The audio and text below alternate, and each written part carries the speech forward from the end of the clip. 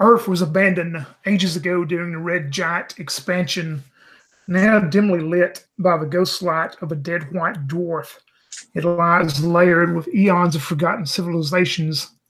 From the warmth of the Martian reactor cities, scavengers hire transportation back to Earth to delve into the depths, looking for ancient artifacts, ancient treasures.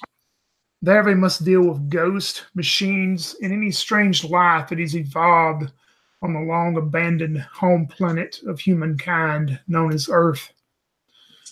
We are playing another session of In the Light of a Ghost Star by Nate Tremay. We find our player characters, they work and are employed by the Sun Ghost Retrieval Corporation, one of the larger uh, artifact retrieval corporations on Mars. The pay is well, the equipment is usually good. The dangers maybe not so good when they get back to Earth. But as we begin, we'll start out with you, Alex. Some of our players didn't show up today, so both of our players who did are using two characters. Alex, tell me who your two characters are, and maybe what they're doing is they receive the page to report. It just says report to loading bay at 13:33 hours. A mission orange is available, prepared to leave soon after. And you would know a mission orange is something that probably has some danger to it, more so than. Well, the first character I'm playing is Robin Malkovich. She is an ex-space pirate that joined up with the Sun Ghosts to, because basically they bought her out of going to prison. So she works for them now. She makes quite a bit of money. She's pretty happy with it.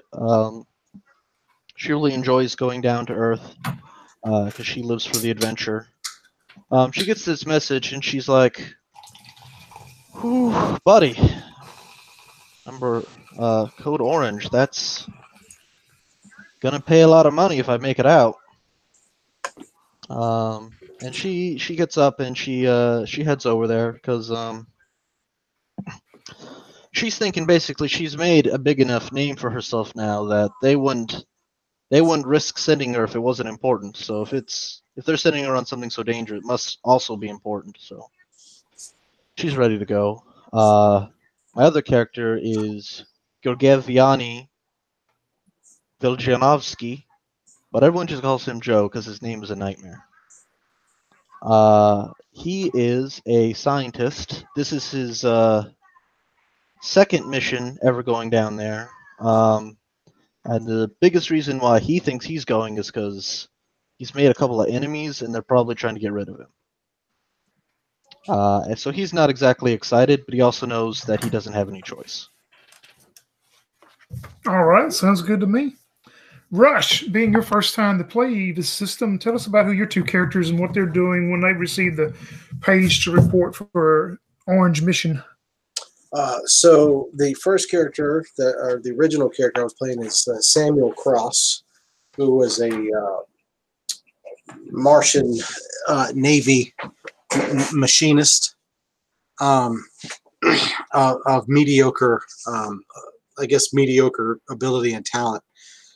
He was really a case of what you call personal talent being misidentified and misused. So he was, had a pretty inglorious career in the Navy. Got out, went to work for Sun Ghost as a machinist.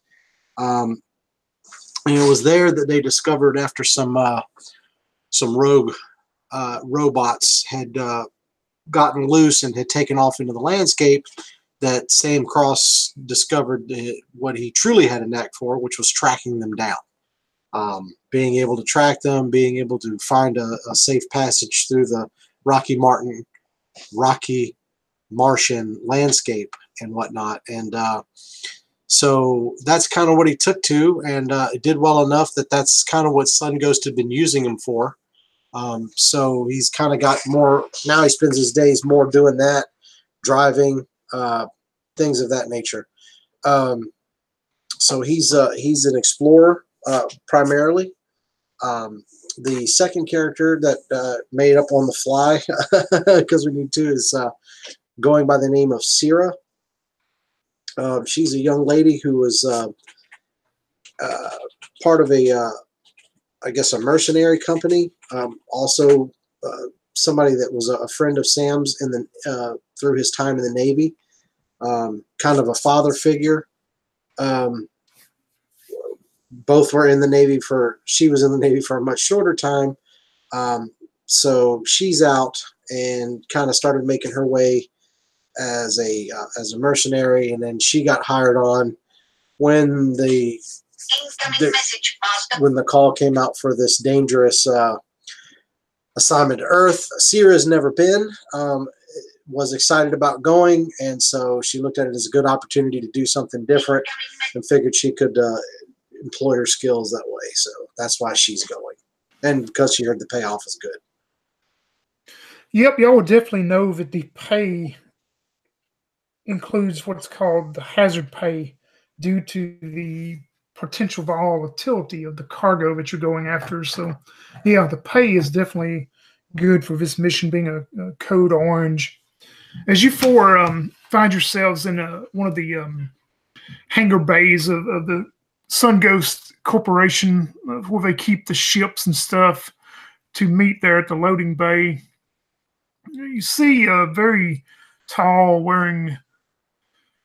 thin blonde wearing these high heels in this company dress with the Sun Ghost label on it.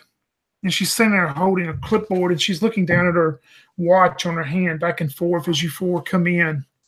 You would know this is Greta von Cistern. She's one of the company representatives that give out the missions that you deal with. As you four make your way over to her, she smiles in that real cold breath smile. Her piercing blue eyes scans over you four quickly, and she says, "Well, I'm glad you made it on time, because this is a code orange mission, which means you will have to leave as soon as you sign the forms here. And there's the form XD1 that you'll have to sign also." And she hands each of you this packet of forms to sign as normal, but some of you may never heard of the XD1 form before. Here's my tin bowl. So Sam would kind of look at the form and just be like, what exactly is this? We got to leave right after we sign the form. What exactly is this form again? Well, the XD1 is for the Mission Orange, and there's probably a 90. And she looks down at her watch again. Probably about a 95.7% chance of death on this mission. You may not return, so it releases Sun Ghost from any potential lawsuits from any of your surviving family or loved ones. Oh, well, that's comforting.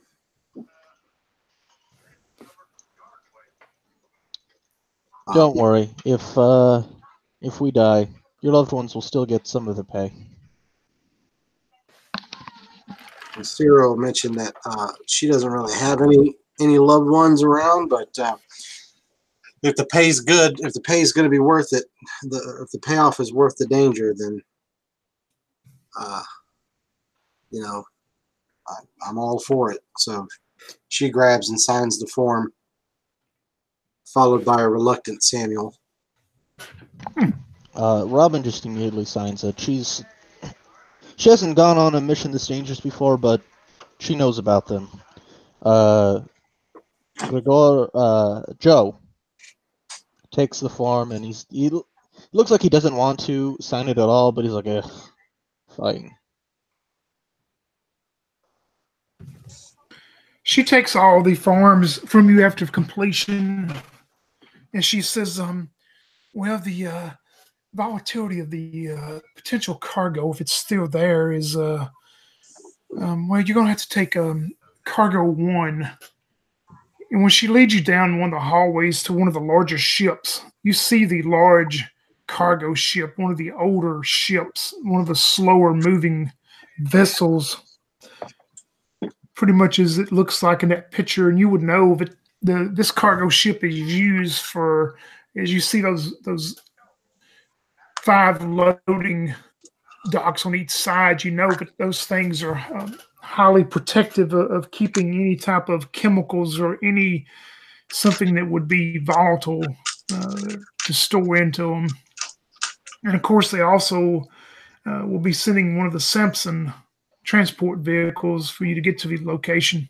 She hands you a tablet with all the information loaded onto it and says, well, it's best you leave as soon as you can because, well, there's always someone that likes to leak information out that, there may be a potential other scavengers that are looking for this too. But all I can tell you is your mission is to locate an old warehouse outside of a desert village in the old state of Arizona. And there's some very flammable type liquids there that need to be retrieved and brought back for a customer we have here.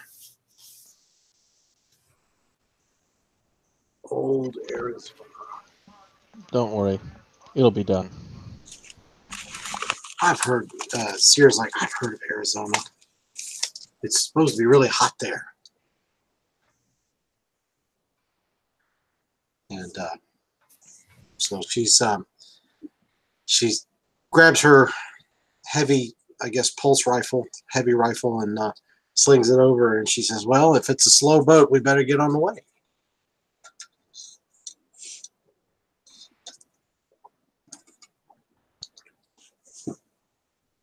Yeah, you four you would know the cargo one that one of these old vessels is pretty much mechanized as far as the pilot and stuff. That you just pretty set a course and it pretty much gets you to where the location is. And once you get aboard the vessel, if any of you take time to read the company tablet with the information, it's pretty sparse information of which goes back to what they don't want to release all of it due to any hackers or anything hacking into the system and some other scavengers going there. But you see that you're supposed to retrieve a collection of like 55-gallon drums of flammable liquids from an old warehouse that's 2 or 3 miles outside of a city in Arizona. You would know that it's probably the still mostly desert of the area you're going to.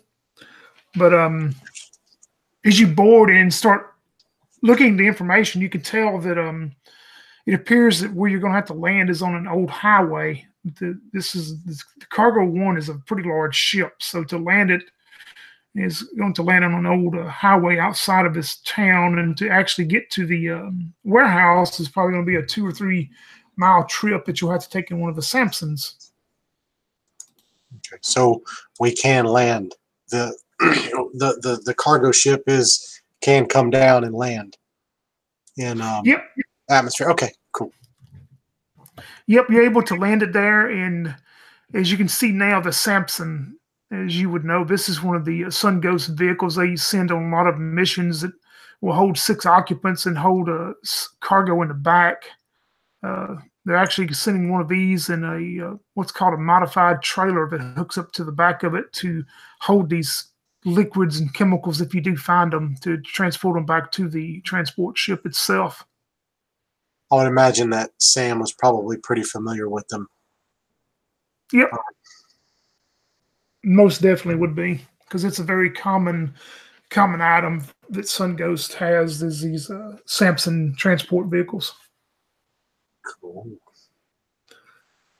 But yeah, you make your way as you're notified it's going to take approximately 5 hours and 31 minutes and 16 seconds on this transport.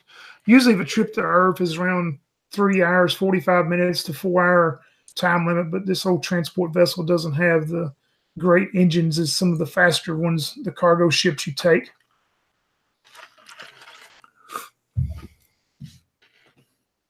All right.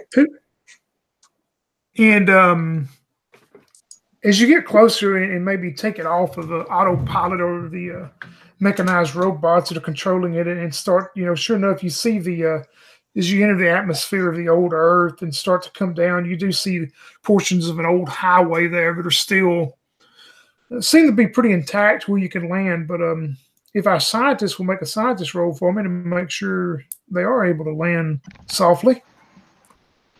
Yeah, I'll do it. Yeah, did not make it. Ooh, what'd you get? I got a 3. Yeah.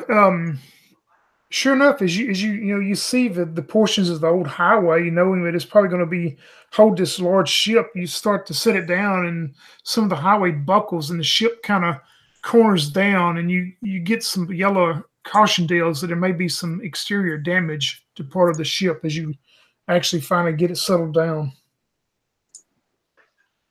Roy, you take a look outside. The may be damage to the ship. Sam's like, yeah, that was a pretty hard landing. Is the air, is the Earth, I'm assuming the Earth atmosphere is still breathable and all that stuff? Well, you know what? Since you read that or said that, excuse me, I'm going to get to this little chart, and you can tell. We'll tell you what the weather's like this day as you land. Roll me a d12, Rush. All right. I got a 2. Ooh, it is cold.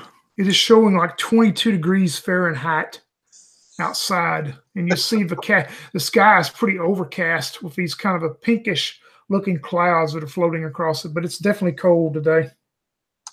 Sierra would be looking across the, I guess, the instruments and see the temperature and be like, huh, they always said that Arizona was hot. And Sam would grab I guess a jacket. I'm assuming there's probably jackets and stuff on board the ship or whatever. He would grab a company coat and slip it on and be like, yeah, well, this place, she ain't what she used to be from what I understand. And then I'd make my way outside to try and inspect the ship. Yeah, and you would know the air is breathable without any kind of apparatus or anything. I mean, it's thinner than it used to be. I mean, but it's still pretty much breathable unless you're going to some hurried motion or something that would raise your oxygen levels up. But yeah, it's still breathable without any type of apparatus needed. Right. So let's see, Samuel's going outside. Anybody else going up there with him? Yeah, Robin, she puts on her armor. She's got it's not quite, what's the name for, it's not quite hermetically sealed, but it's tight armor. And she gets out, and she's just watching, making sure nothing jumps out and kills you. Yeah. All right. So I guess I'll do an inspection on the ship to make sure we're good. Yeah, go ahead and just roll explorer roll as your perception and seeing what is maybe messed up out there. All right. So that'd be an explorer roll, not a scientist. Well, first roll explorer to do your perception of it. Well, I did get a 5. All right. Yeah, you're able to notice that it appears that there are some dents and dings where the ship kind of cratered off of where the pavement broke. You're pretty sure, though, that it's still secure. It's not going to cave in or anything, but there are probably some things that you would have to tack weld back up real quick to make sure when you do enter the atmosphere again, it's okay. Okay.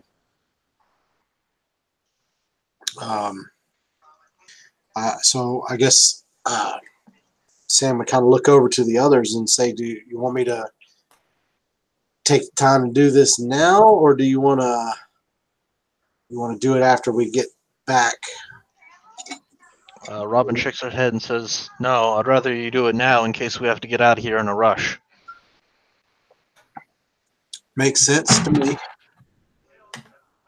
So I would, Sam would go get his tools, and Sarah would give him a hand with carrying whatever needed to. Yeah, as you come back, and start preparations on amending the repairs and stuff, make me the scientist roll then to see how well. And I actually pulled a 5 on that dice too. All right, yeah. It seems like it takes a little bit more time, maybe than you think, but you're definitely able to do it. Robin, as you're sitting there kind of keeping a scan over everything, make me a fighter roll. I'm sorry, not a fighter, explorer roll for perception. I burned up both rolls. I actually rolled a 6. Sweet. Yep, you're looking around, and as you see these 3 figures start emerging out of the desert. These look like what you would know old mummies, but their skin is all desiccated in. They still have the humanoid look. and they come up out of the ground with these sharp-looking claws on their feet and their hands, and they're holding some type of, appears to be like some type of old ceremonial dagger as the three of them start moving towards you. Yeah, so they look inhuman, right? Like, I don't think that they're people. I don't think they're people, right? I think that they're mummy monster creatures. Yeah, you would know, but if they were human at any time, it would have been many, many years ago. But there's probably no human left in this at all. Yeah, I check to make sure my gun is ready to go, and I immediately just start shooting at them. Yep, there's three of them, so take you a shot at one of them. All right. Good old D10 now. Oh, you got a leveled up character. Yeah. Awesome. I rolled a 7. Yeah, roll your damage. Let's see. D6 for damage.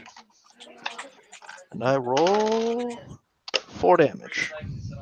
Yeah, you take part of the sand and whatever is inside of this creature just buffs out everywhere and stuff, and you see it stumble, but it rights itself and continues towards you or I will say all four of you out there, I would say by now. And if there's anything else any of y'all's other characters want to do before they get close enough. Well, yeah, once, so which, I'm sorry, Alex, which character is it you have that took the shot? Robin. Robin? So once Robin takes a shot with her gun, Sierra's immediately going to drop the tools and whip her pulse weapon up and just be like, well, that didn't take but a hot second, and immediately do the same thing, aim right down the sights and take a shot. You want to shoot the same one that he did, or I'm sorry, that she did, Robin did, or do you want to try to aim at another one? Yeah, she probably would shoot the same one. All right. Make a fighter roll for me. All right. And I got a 4 on the button. All right, roll some damage. So that's a heavy weapon. I rolled a 5. Yeah, tell me what you do to finally finish this thing. It starts unraveling and goes to the ground and doesn't get back up then. So as the first rounds rip through it from Robin's gun, Sierra, being a mercenary, takes that as a cue of, focus fire, is what she'd always been taught. So once the first rounds rip through, she follows right behind and tears into the same one with a couple of shots to try and put it down. She figures having to fight off 2 is better than having to fight off 3, even if they are partially injured. So she drops him right down with a couple rounds to the chest, and then immediately starts to move up and even with Robin, putting herself between the creatures and the other 2. Yeah, the other 2 creatures continue to move towards you 4 as their companion goes down. One of them is going to look at you, Samuel, and you're just drawn to its gaze as it just peers directly into your eyes and your soul through these. You can't even see the eyeballs or anything into it anymore, but make me a fighter roll, Samuel. Okay. That's not good for Samuel. Nope. Yeah, you feel just, even though it's cold out there, you just feel a worse chill come over you as you're just pretty much frightened and you're paralyzed of this thing. So you cannot move. You can still do something if you have something, but as far as moving, you're just frozen in place right now. Okay. The other one is going to run towards Joe. As it does, it leaps almost like at Joe. Joe, make me a fighter roll as it leaps at you with this dagger out. 5. Yeah, you're able to jump out of the way of it then as it jumps maybe past you and stumbles into the partial pavement in the dust and dirt. So now we're back to y'all's group as one of them has jumped past and missed Joe, and the rest of you would see Samuel just standing there peering straight ahead, I'm sure. All right.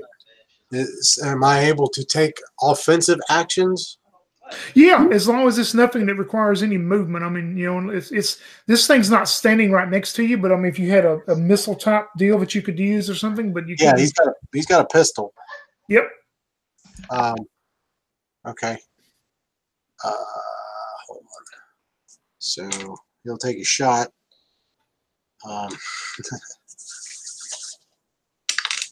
Nope, he misses. All right. Sam does. What about Sarah? Does she want to? Oh yeah, sorry. Yeah, she'll spin on the one that jumped past Joe and fire at him. All right. And she rolls an 8. All right. Roll some damage for him. All right. And that's a 4 on the damage die. Yeah, the same thing. You see a bunch of it unravel and go off of it, but it's still standing up, it seems. Maybe not as strong as it was, but it's definitely still up. The other one is probably a good 10 feet from you, Robin and Joe. I mean, it's just standing there staring straight towards Samuel. Yes. Robin sees one is taking damage, and just like Sarah, she's got a lot of not military, but militant experience, so she's going to try and finish that one off first. All right. 4 exactly for 5 damage this time. Yeah, you finish it off however you would like. Yeah, it's done. It starts to get back up, and she just, it's got like this hole in its chest, and she just fires a line through the other half of its chest, and its chest falls over. Joe's gonna panic and shoot wildly at the other one. All right. Oh, nice. He's actually gonna hit, but only for 1 damage. 1 damage, yeah. He nicks it or something as you see a little dust or sand fly off of it. And that seems to set it into motion as it was standing there looking straight towards Samuel. And as it does, it takes off running towards Samuel. And Samuel, make me a fighter roll as it lunges towards you with this dagger out, trying to strike into you. Joe? No, Samuel. Oh, Samuel. And also, Samuel, do it at a -1 since you're still paralyzed, so it'll be a modification of -1 to your roll. You're muted, Rush. Sorry about that. Yeah, I only have a D4 in fighter, so. Well, if you get a 4, roll it. If you get a 4. No, I didn't. I got a 3, so it makes it all a right. 2. Yeah, this thing just lunges into you with this old-looking type of ceremonial type dagger, you would think, and you'll take 3 points of damage from it as it strikes into you. Okay. But it also brings you out of the paralyzed state now. It kind of brings you back to your senses as you're stabbed into. And this being the only one left, it is back to y'all as everyone sees this happen. Okay. Sam's going to go, ah! And quickly pull his pistol and try and shoot. And miss again. All right. Oh, the D4 is rough.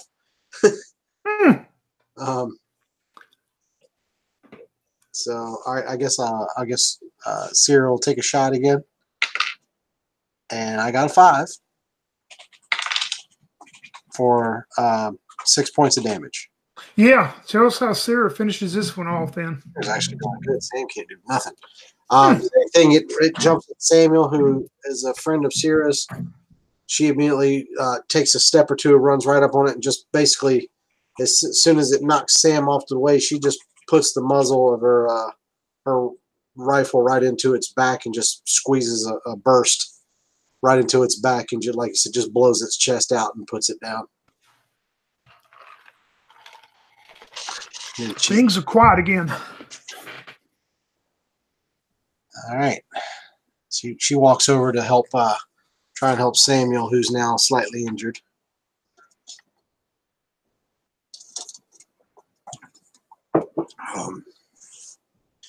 And then once he's back up, he kind of dusts himself off and kind of, wipes some of the blood out from in the inside of his jacket or whatever, and then he grabs his tools to try and finish the job on the ship real fast.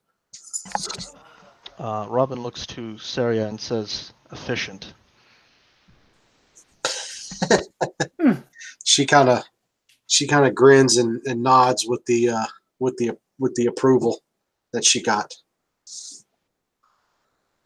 So, somewhat proud of herself. Do I need to roll to try and fix on the ship at all, or did I already do that? Yeah, you're good. Okay. You were in the process of finishing it up when these creatures appeared out of the sands. All right. So in that case, do we know where the warehouse would be, or can we use the ship to do a scan for it, or? Yeah, on the tablet that the company SunGhost gives you, it has pretty much like directions and a map that, once you get the Samson out and get it going, it has a map, and it appears it's roughly about 2.7 miles from where you've landed at to get to out into the desert where this old warehouse is supposed to be. Okay. So in that case, Samuel would go and, I guess, put the ramp down and pull the Samson out of the ramp, and then lock the ship down. And then Sam would offer to drive, while if maybe Robin wanted to ride shotgun, since she's the more experienced combatant, and then put Sierra and Greg in the back, where she can sort of guard out the back. Yeah. Robin says, "That's what my plan was as well." He sounds good. He says, "All right, well, I'd say we all should load up then." And he pulls the thing around and gets whatever gear they need to throw inside of it, and loads up in the truck. Yeah, like I say, you would know that there's like a cargo. I don't have a picture of it. Kind of like a cargo trailer that you hook up to the back of the Samson. This one's specially made for volatile type of chemicals or stuff that they gave you to bring, because you'll have to load the liquids if they're still in the warehouse. You'll have to load them up onto there to bring them back to the cargo ship itself to offload. Right. But it's got the big heavy wheels and tires on it, pretty much like the Samson. It's an all-terrain type trailer also. But yeah, you're able to follow the path to get out there. And as you do, make me let's see, Samuel, make me a scientist roll. Make sure nothing happens to the Samson or get stuck. Okay. Yep, we're good. I got a 6 on that one. All right, perfect. Yep, you're able to get out to this old warehouse, and once you get there, it appears to be just, whatever roads or whatever thing led to it has been covered in the sands of time, as you would say. But you're able to find and follow the map to get to it, and you see this old, huge warehouse. I mean, it's probably a good, I don't know, it'd be two by 300 foot or something. I mean, across, and I mean, it's just a big, huge warehouse that is sitting there, and there's part of an old chain link fence around it. Most of it's, of course, caved and grown in, but you can see some of the corner posts and stuff, and you don't see anything moving outside of it. I mean, it appears to be just sitting there in the middle of what's now the desert. Okay. So I guess as we pull up, I would try and scan if it's kind of sit down in the desert, I'm assuming we're all going to get out of the truck. So if we do, Samuel would immediately start looking for any kind of signs of tracks in the dirt and sand, particularly ones that might be new. Yeah, roll me an explorer and you can actually have a +1 because I'm sure you're taking your time on it. So. All right, so with a +1, I would have got a 7. Yeah, you're pretty sure it appears to be no other type of vehicles or anybody has been out here in centuries probably. Oh, okay. So Sam would turn to the others and says, "Well, it looks like it's pretty. I don't see any signs of anything new." So I'm more worried about something old, personally. Robin says. Kind of chuckled to himself. Yeah, well, but you know what I meant. It doesn't look like anything's been walking around here anytime soon. So, yeah, you notice as far as entrances on this building, this warehouse, there's like on the we'll say on the east side, there's these two huge, probably cargo bay doors that are these roll up doors from the old human days that they're both down and appear to be secured. You don't see any type of openings in the building at all. Besides, and there's of course a couple small entrance doors, but there's these two huge big cargo doors that are probably 12, 15 foot wide doors. One on the southeast, one on the northeast corner.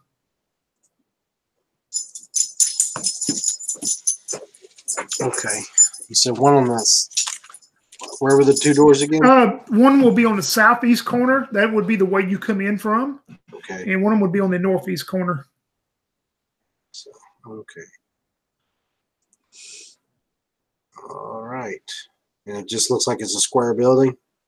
Yeah, it's pretty much all a square building. I mean, it's a huge building to be out here, but yeah, it's pretty much square. Okay. So with that, I guess Sam would draw his pistol and then I guess kind of go up to the door and using the old time and true tested technique, I guess kind of listen at the door or whatever to see if he can hear anything on the other side. Yeah, make me a explorer roll for that and to kind of look around the door. Yeah, I got a 1 that time. Yeah, it's super quiet, man. And you just, like I say, you see these big, huge, the old roll-up doors. You don't see anything to gain easy access into it that you know of. All right. So Sarah would look at Robin and say, "Do you want me to breach the doors, or do you want to do it?" Breach the doors? I'd love to see you breach the doors. Well, breaching the door just means making entry, not blowing them off the hinges. Oh, well. That's less fun. No, you cover our asses. I'll get the front. Okay. So she'll do that. She'll turn to watch anything coming while Robin works her magic. Yeah, Robin will go in first. And Joe is very clearly just like doing he's half-assing it. But Robin is very alert. She's walking forward. She's got her gun raised, scanning the area, more looking for hostiles than looking for actually what she's she's not looking around to see the stuff that's there. She's just looking for hostile activity.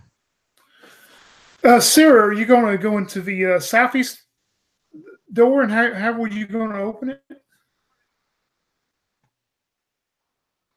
Okay. Robin's going through the door. Sarah was kind of watching the area outside, like watching everybody's back as they go in. Robin said, quote, "cover our asses." So Sarah's going to go in after, the way I assumed it was working was Robin was going to go in.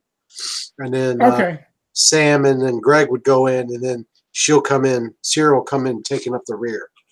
How do you want to open this door, though, Robin? What's your plans of getting this large warehouse door open? I mean, does it have a handle? Roll me Explorer. Okay. 3. You don't find a handle on this one. I mean, you look and it appears that this roll down door, there's nothing that you see easy access to get into it. Oh, it's rolled down. I'm going to try and roll it up then.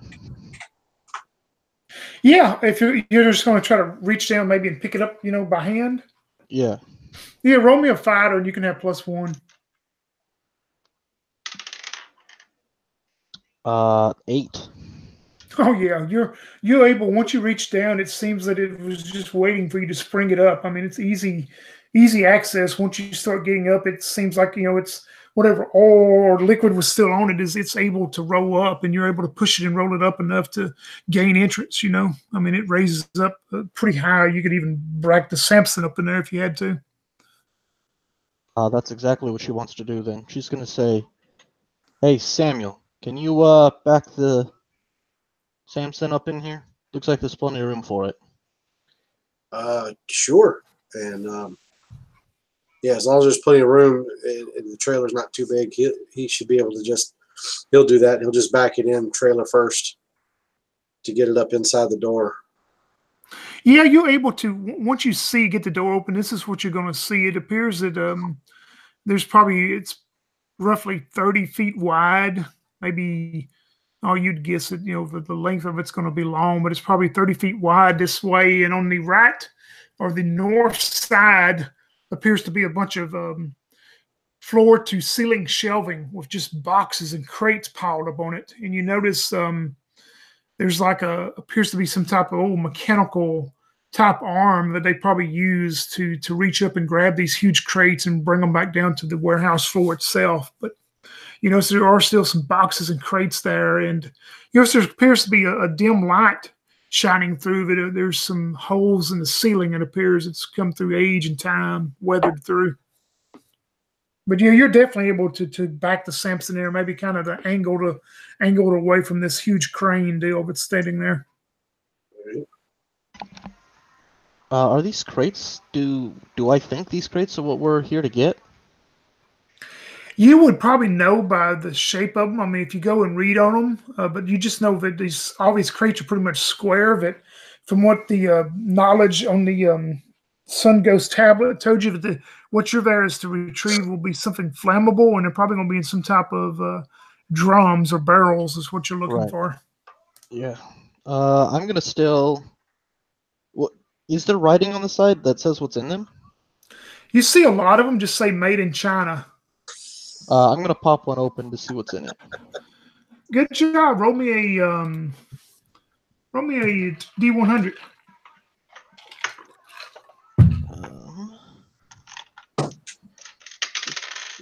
38.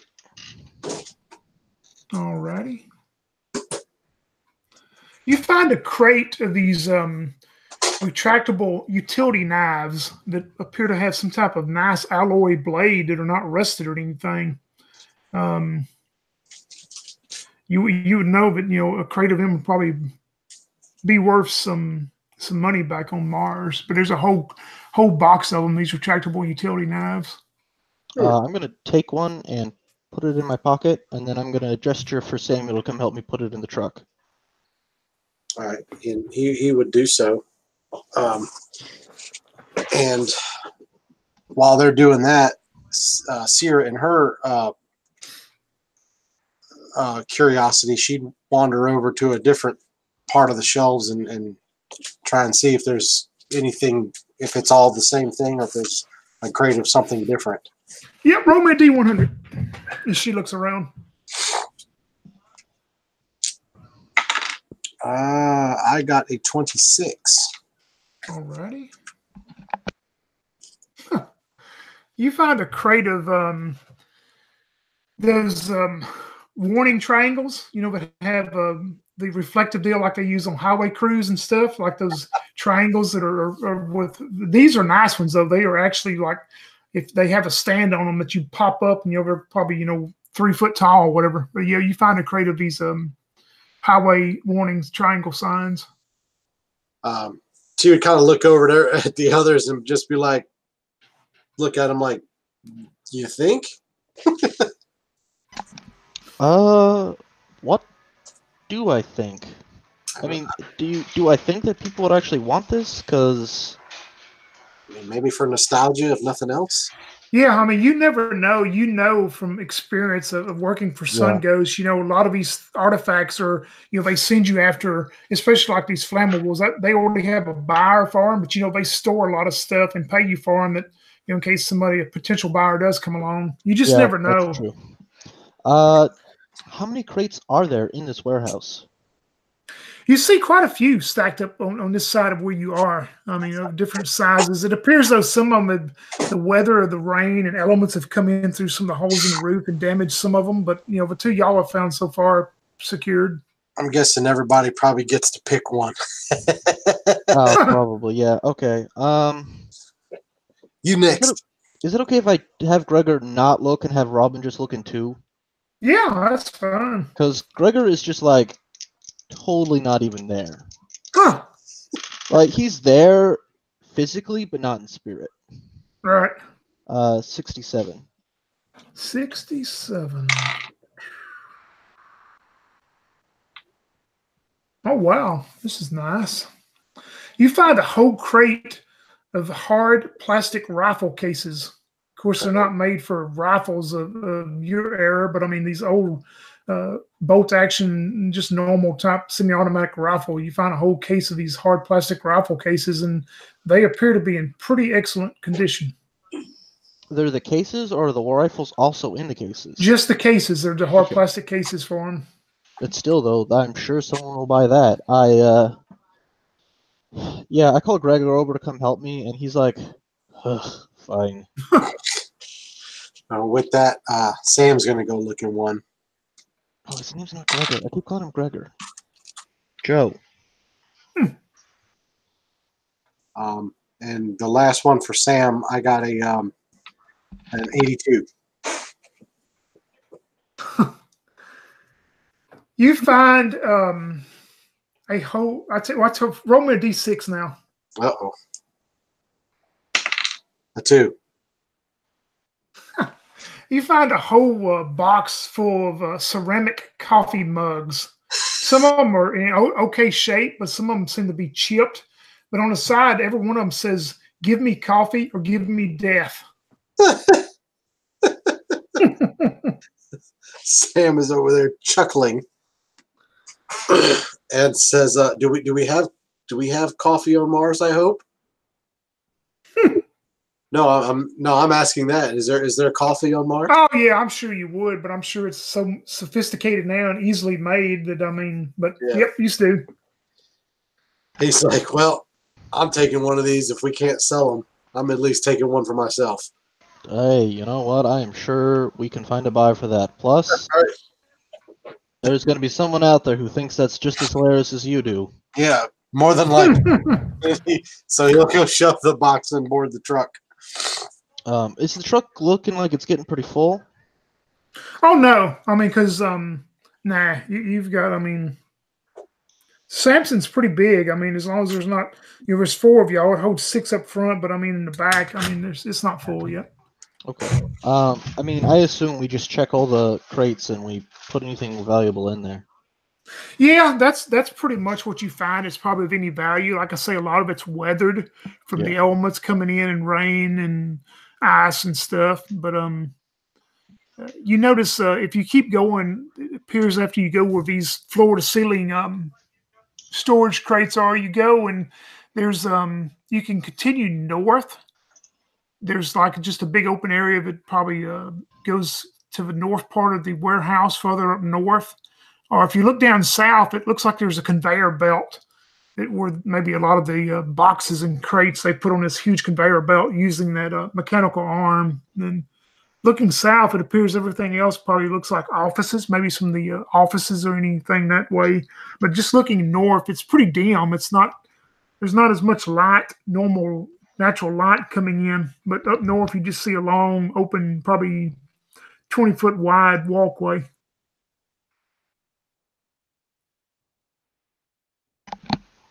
Robin looks to Samuel and says, all right, which way do you think we should go?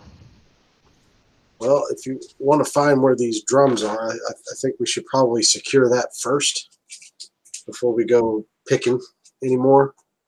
Right, but well, where do you think those are? Well, I'm guessing further down the wide hallway. If it's a flammable liquid, it'll be held in its own. Probably in its own room, not in here with all this stuff that is flammable. So there's probably a material storage space somewhere. So I say we try down the big hallway. All right, Robin will start heading in that direction then. Yeah, I think it's probably better if they all go together. Yeah, you'll continue up north. And on both sides, there's still some of those floor-to-ceiling storage spaces, and it's a few old boxes and stuff. If you stop look, you don't find anything valuable or anything it would be worth salvaging that you think as you proceed that way. You go about we'll say 40 feet up. and it's pretty dark. Any kind of light sources y'all are activating, because it appears that this part of the warehouse is more secure, with the ceilings is secure. Yeah, Samuel has a plasma lantern. All right. I can fire that up. And that gets what, 30 feet, I think, doesn't it? I don't. Does it say? Hold on. It does say. Hold on.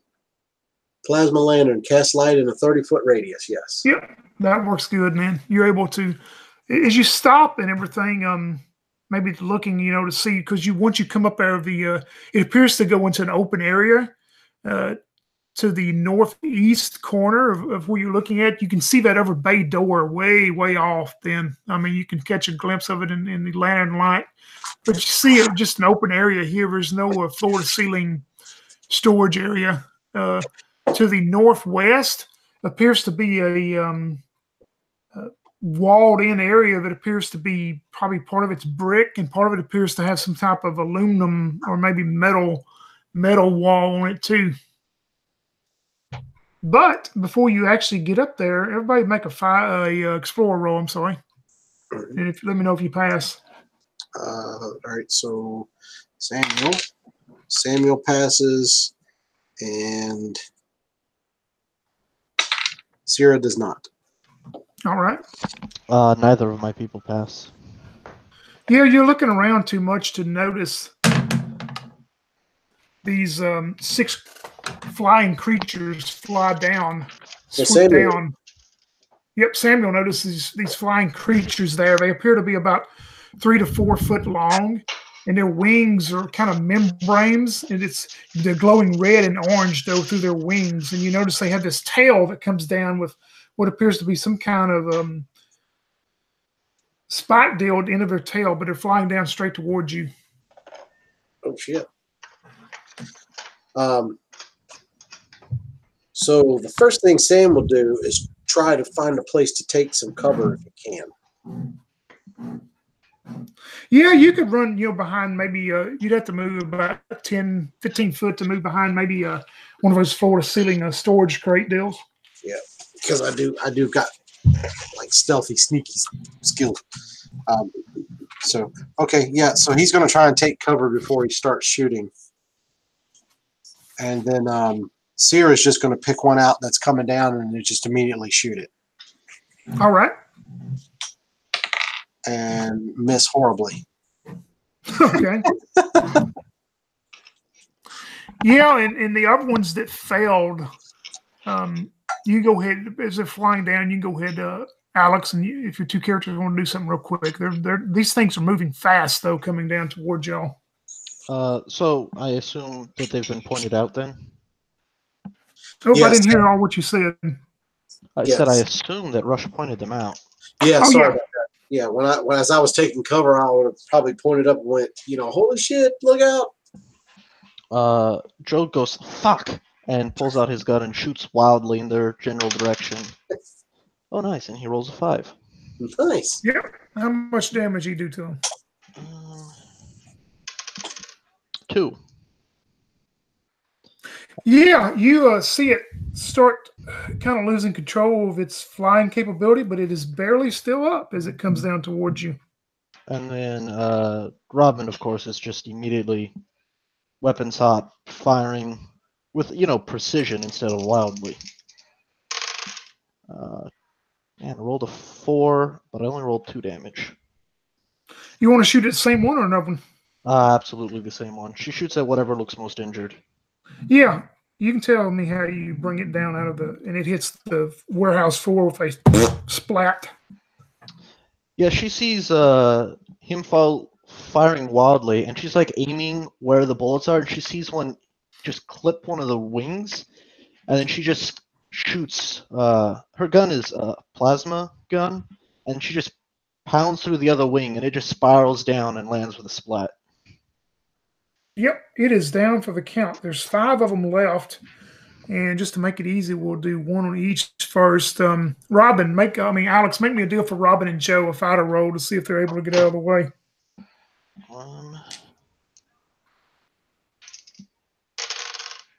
Robin does, but Joe only rolled a 3.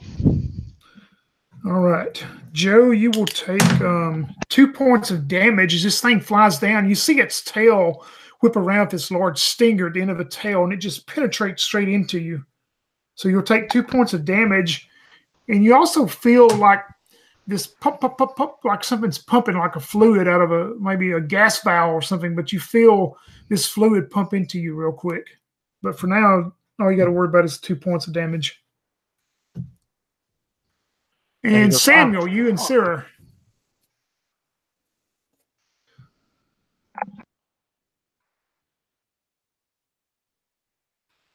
Sorry, I'm defending at this point.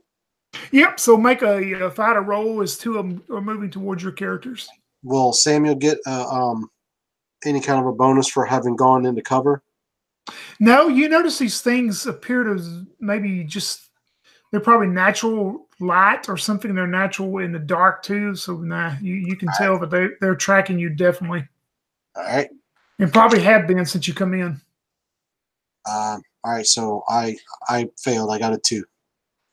For Samuel? Yeah. All right, Samuel, you'll take 2 points of damage also then. As this stinger deal just penetrates into you, and you feel the same thing, like just a quick, like if he's getting a shot at a doctor's office, you just feel the plunge of a needle go into you as liquid goes into your body. Okay. Samuel screams out as the other one flies in towards Sierra. She rolls a 5. So I'm assuming she's able to duck out of the way. She is, yep, she's able to get out of the way. All right. The last one is flying around looking toward all of you, and he goes towards Joe. So Joe will make a fighter roll and see if you can avoid it. All right, let's see here. Nope, 3 again. You'll take 1 point of damage from this stinger deal as it goes into you, and he feels the same sudden, like a needle going into you with some liquid into his body. Yeah, he So looks it a is little back. bit panicked this time. Yep, it's back to y'all's group now. Okay. So Samuel is going to shoot at the one that just tried to sting him. And I missed. Uh-oh. I haven't made that fighter roll yet. Sierra is going to turn at the one that just nailed Samuel and fire at it as well. All right. And got a 6. Yep. How much damage to that one? 4 points of damage. Yeah, you can tell me how you get this thing off of Samuel then, because you take care of it, dispatch it. So as it comes down and just stings him, he's like waving at it. Gun goes off and flies up to get away as he's waving his arms. And as soon as it raises up off of it, she just gleans it right out of the air. Just poof. And then she has to turn to the other one that dove at her. It is down for the count. Hang on. What about Robin and Joe? Joe, you got these 2 on you. Yeah, Robin is going to actually go first. She fires off a shot. Nice. She rolls a 4 for hit and 6 for damage. So it flies down, right? And it grabs into Joe, and she just turns and blows it. Like, she puts the gun almost right against it and blows it off of him. Yep, and as you blow it off of him, you see the stinger still embedded into him just kind of fall out and fall to the ground. So we took care of one of them. Let's see if Joe can do anything. Joe does not. Joe just like flails and is like smacking at it, like hitting it with the gun, but it's not very effective. Yeah, the one that you're fighting, and then Joe, as it goes back to them, it appears to open its mouth with these sharp teeth, and appears it's going to try to bite you this time. So make a fighter test for me, for Joe. Nope, he rolled a 1. He'll take 1 point of damage from as it bites into you somewhere. But you don't feel any other effects. I mean, there's nothing like the stinger itself embedded into you. You just take a bite from it. The other 2 are going to... One of them comes towards you, Samuel, so make a fighter roll. All righty.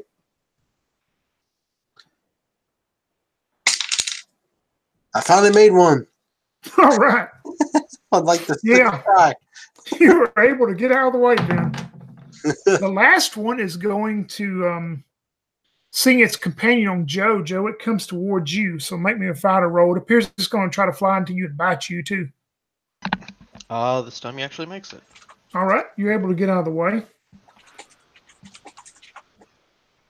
And that's what these winged creatures do, is it's back to y'all then. All right. Yeah, Sam is going to try and make another shot. He's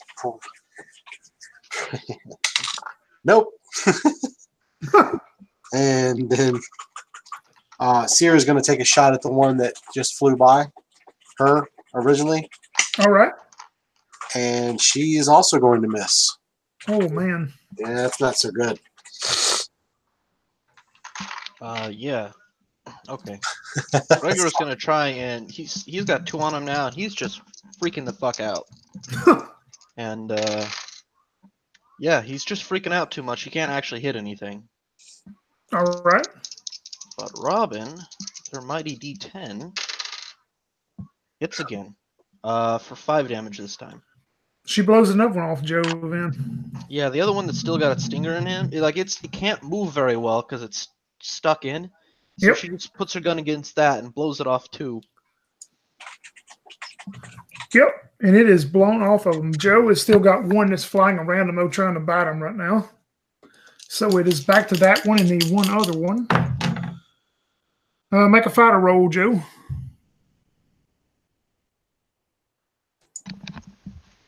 He rolled a 1. This dude's gonna die. Take 1 point of damage as it bites into you this time. Yeah, Joe's just flipping shit at this point.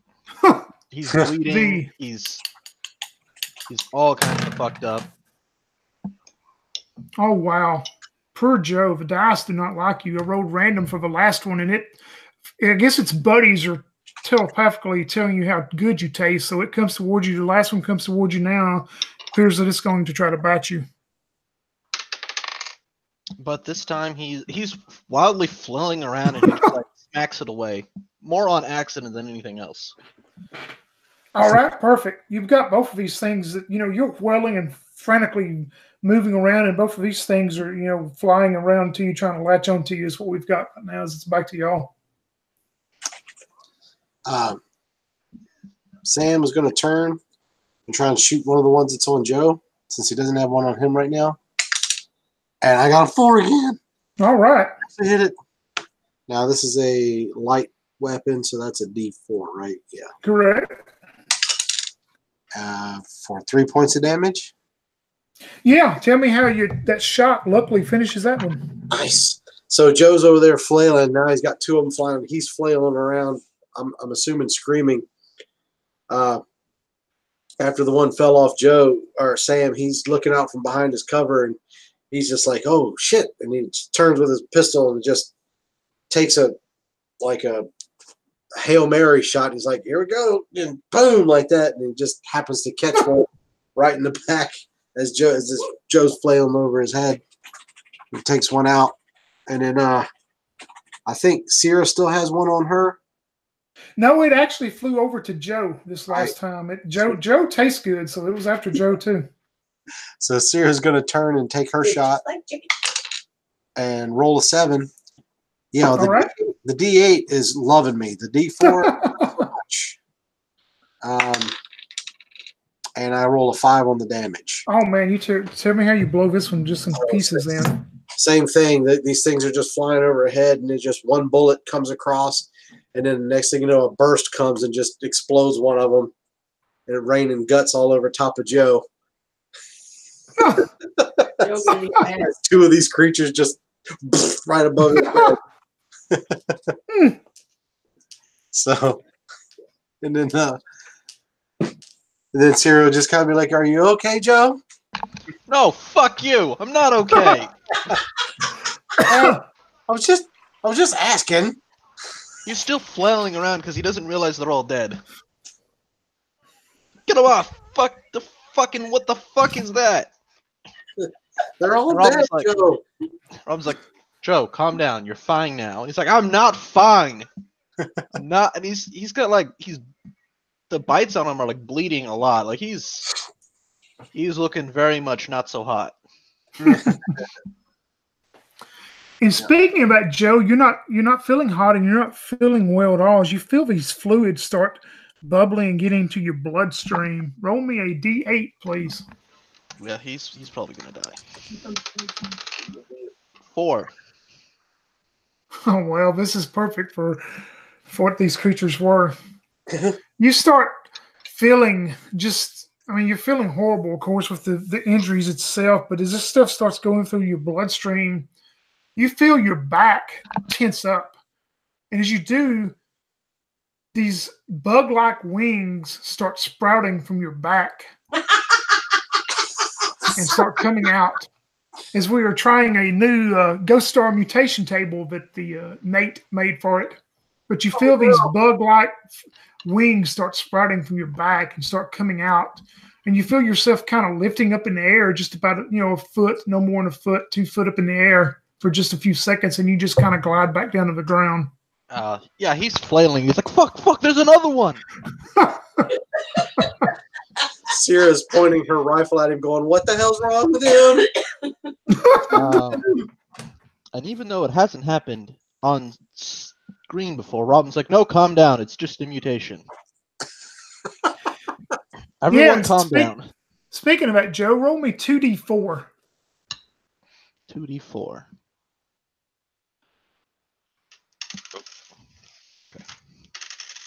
Okay. 6.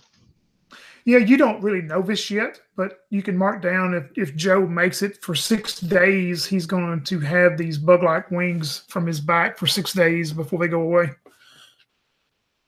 Yeah, if he survives. Yep, if he survives that long.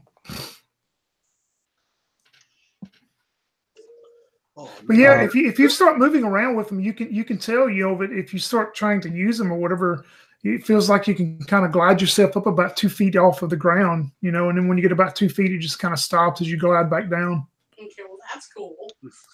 Yeah, he's not like that's cool. He's like, what the fuck is wrong with me? What's going on? He pulls out his cell patcher, and there's like this huge gash, like just like a chunk of his arm that's missing, and he grabs the cell patcher and throws it on there, and he's going to try and activate that. All right. That's a scientist roll, I believe, isn't it? Yes, it is. Where's my D8 of this kind? Oh, here it is. 4, good. Okay. Do you remember how much it heals? I believe it's a D4. Let me get back to it. I'm right at it, though. Hold on just a second. Yep, a D4 heals 1D4 on successful scientist roll. Must recharge it for 12 hours after use, though. All right, 2 health back. Yeah, once he patches himself up, he calms down a little bit, and he's like, oh, fuck. I don't want to die here. Not like this. And Robin's like, calm down. Freaking out is how you're going to get yourself killed. Stay calm, stay level-headed, and we'll make it out of here. As all this is going on, and Joe's getting hopefully accustomed to his new mutation ability, Samuel, you also had some fluid go into you, so roll me a D8.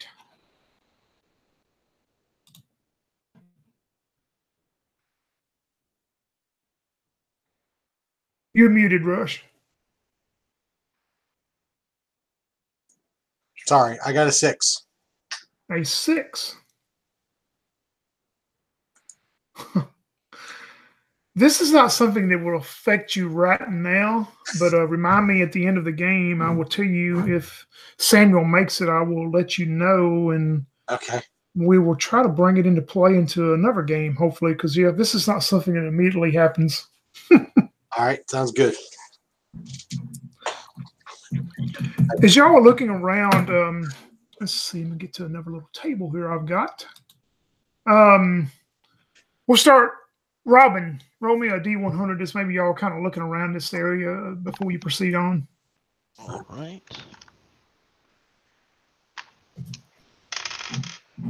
69. All right, let me get down there.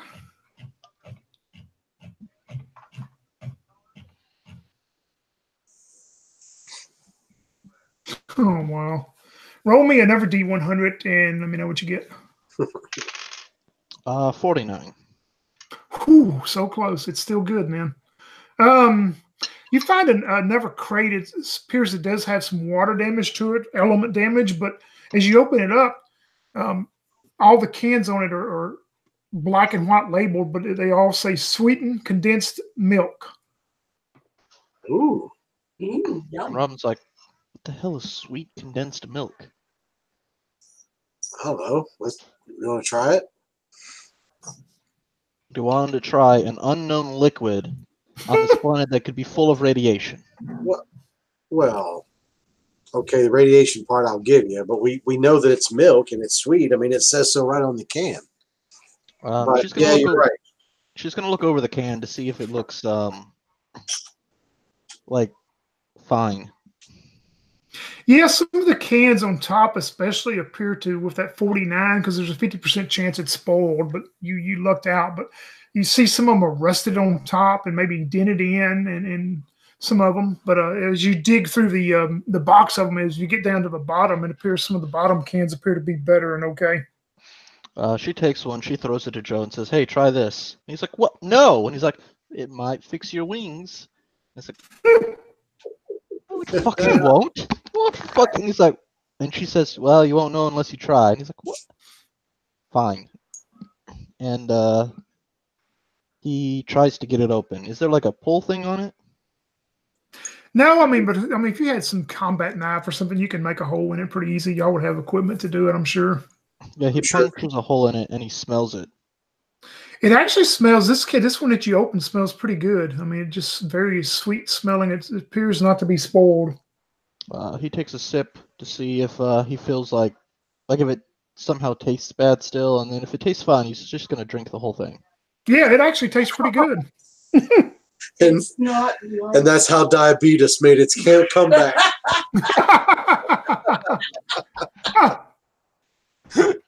And he's like, "Whoa, I don't know what this milk stuff is here, but this is pretty good stuff. We should bring this back and sell it." Sierra walks over and says, "Well, I want to taste." He looks like he's not going to give her the can at first, but then he realizes that there's plenty of other ones, and he gives her it's like half full. He drinks half of it. She just kind of dips her finger in it and to taste it. And is probably really impressed because sweetened condensed milk is pretty good. Mm-hmm. Especially in coffee. And she goes, "Hey, I bet this stuff would be awesome in coffee." Like that. So yeah. Yep, you're able to take it and load up the case of it. Does Joe want to look around? Yeah, Joe's looking around. He's before he was like really just like whatever, but now that shit's gotten super real, he's actually focused and paying attention. All right. Make a D100 roll for Joe. See what he can find. 97. Ooh, let's see what that is.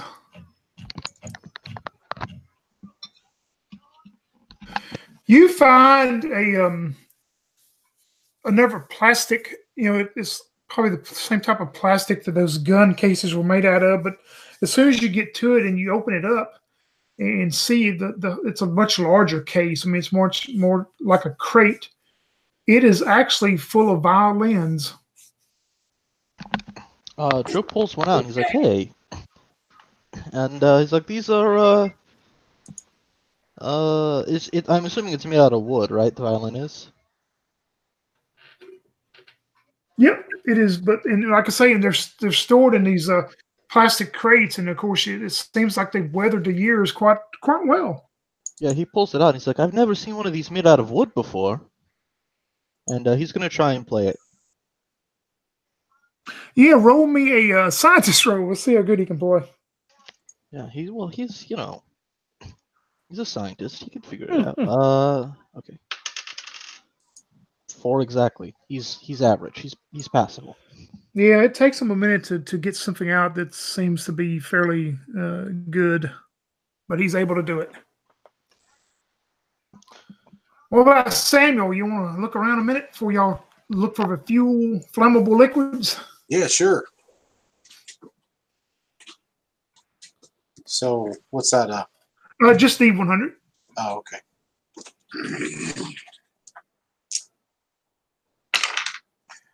I got a 5. A 5. Wow. Let me scroll way back down then. Or back up, I mean.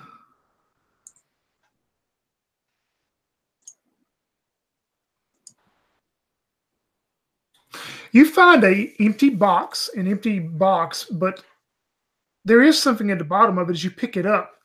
And it's like a postcard, an old postcard, and it's real faded. But you see it has a photograph of some historical landmark. I mean, it's pretty faded, but you can see it. And there's actually, looks like somebody took some type of Sharpie, permanent Sharpie pen marker and drew an X right under that landmark. And then when you turn it over, there's a message on the back. It says, "The bastard's dead and we buried it." Huh. Is there anything on the picture, like if it's a postcard or something that says what the landmark is? No, it's actually faded out. You could probably take it with you back to Mars, and they probably could scan or try to scan and get a location, but it's actually all faded out. He's gonna stick that in the inside of his vest pocket. All right, perfect. What about Sarah? Yeah, she'll take a look around too. She got a 40 on the dot. All righty.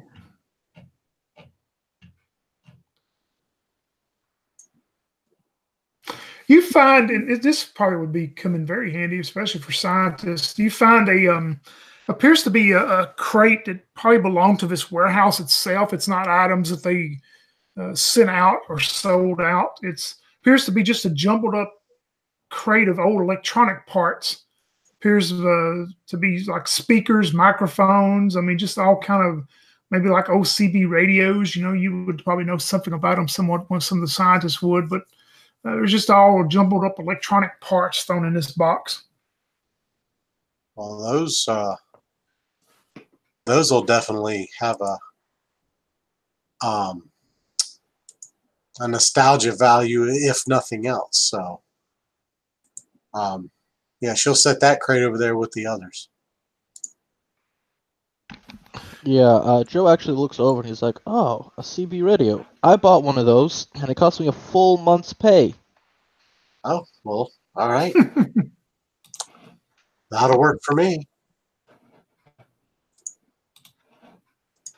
Well, yeah, if y'all set that out or go ahead and take it back out to the Samson, and load it up and come back, there's no more flying little creatures to annoy you. If you continue up with this, like I say, if you go to the northwest, appears to be a bricked in portion of the warehouse, and part of it is metal, a metal wall too, it appears to be. And if you go back to the northeast, it appears to be some type of large loading area. So I will scan around to see if I can find the drums they're talking about. Yeah, the actual, if you look to the loading area, it appears mostly everything over there is a bunch of scattered huge wooden crates, pretty much like y'all have seen on some of the pallets and stuff. But looking back to the northwest, it appears there's a large another bay door, not quite as big as the ones you come through, but there's another bay door that's pulled down. All this seems to be built a little bit sturdier and a little bit better, and everything's closed. You cannot see past the wall. There's no windows or anything. Okay. Sam kind of elbow Robin and nod his head toward the door. He says, I got a feeling that what we're looking for might be right over there. Robin nods and says, "All right, keep your eyes peeled for more of those bug things." She's going to go over and, is it one of those roll-up doors you said? Yeah, but this one appears to be very much more secure and also probably made quite a bit better than those others were. Well, she's still going to see if she can just pull it up. Yeah, make me a fighter at -1. No, I failed. Yeah, this thing appears to be very well secured once you reach down. It's nothing like the entrance doors themselves. Can Sierra give it a try with Sam trying to help her?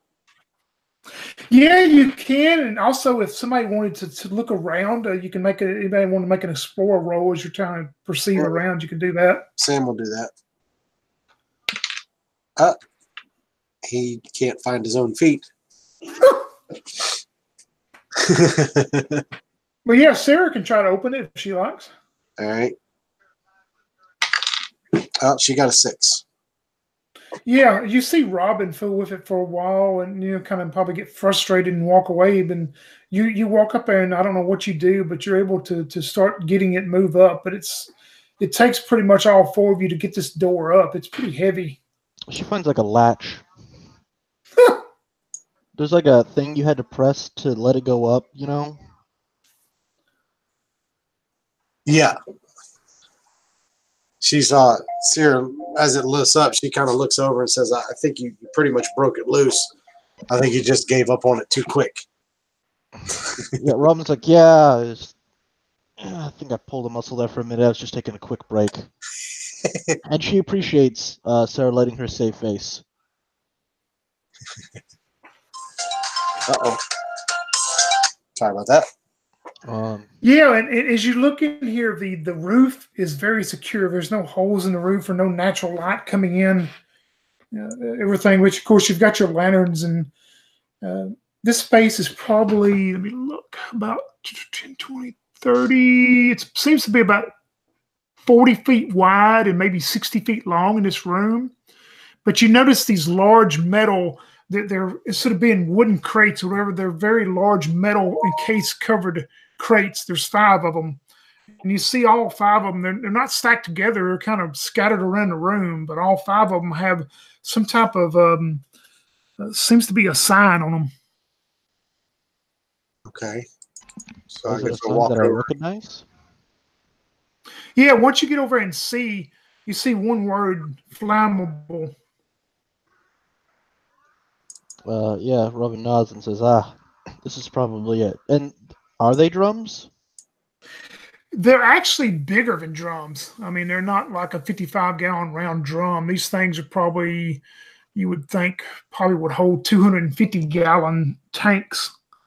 I mean, they're going to be heavy to move. Of course, y'all have equipment probably on the Samson or whatever. And you have a Samson. If you brought the Samson in itself, you could probably back it down to there. Maybe you could probably do it with the trailer. It's just going to take some maneuvering to get it back further down there. But if we're on a loading dock, can we just go back out to the Samson and just drive it around to the loading dock? Yeah, you could drive to that loading dock that's to the northeast. That would be the easiest way. You could go and get that door open and go to the loading dock itself. And, you'd probably be 30 feet away from where these things are then. Yeah, that's probably how she would prefer to do it, or how he would prefer to do it. So Robin agrees and says, yeah, that seems to be the only way. I'm not carrying that through the hallways. Yeah. It's way too big. I don't think that we should split up, though, just in case. Absolutely not.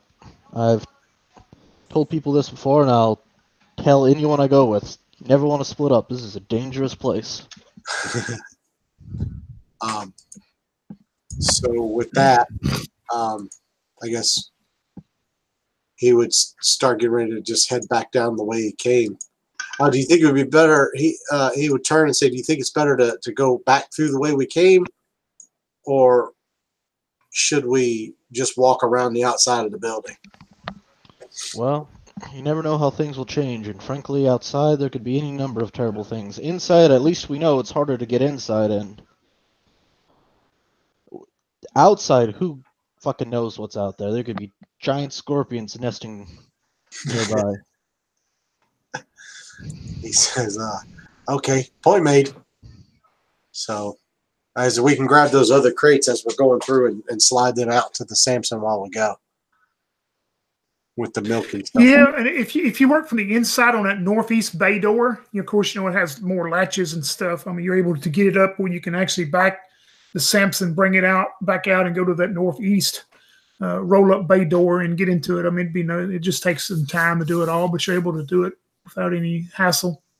Okay. So I guess that's what we do. We make our way to the Samson then. Yeah, and you find if you look around enough in the room where these large flammable tanks of liquid are, and you notice they're all properly sealed and appear to be all filled. Every one of them. There's nobody who's messed with them since they've been sitting here. But you're able to find like a mechanical pallet lift deal that you can put up under it and jack it up enough to take them off to get them onto the Samson, the trailer of the Samson to take them back to the cargo ship. I mean, it just takes time to do it all. And let's see. Nothing happens during that time. Even though nothing's going to happen, Robin's going to insist that the two men handle it, and she and Sarah are going to keep watch. Yep. Sarah would be okay with that. Sam was already planning to be working the jack anyway, so.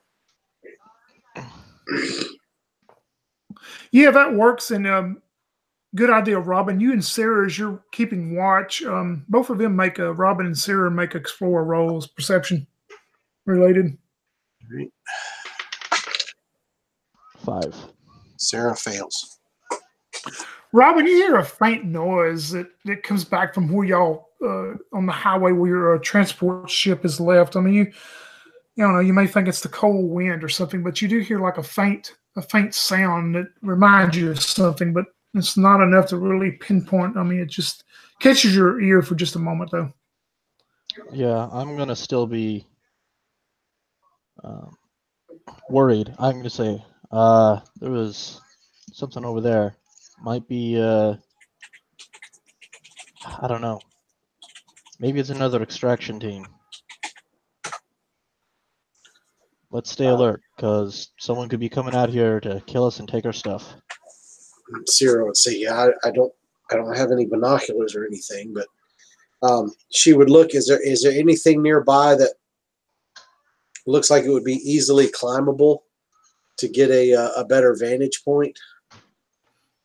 Like, well, you could try to get up on the roof of this building. It's probably 40 feet tall. I mean, you could try to get up there. There's some ladders, access ladders to the roof itself. You could try to get up there and maybe not fall through and look to have some vantage, but that way. She would probably want to do that, but not like she'd basically just get up and get right on the wall and not try to walk across the roof just because she doesn't want to go through.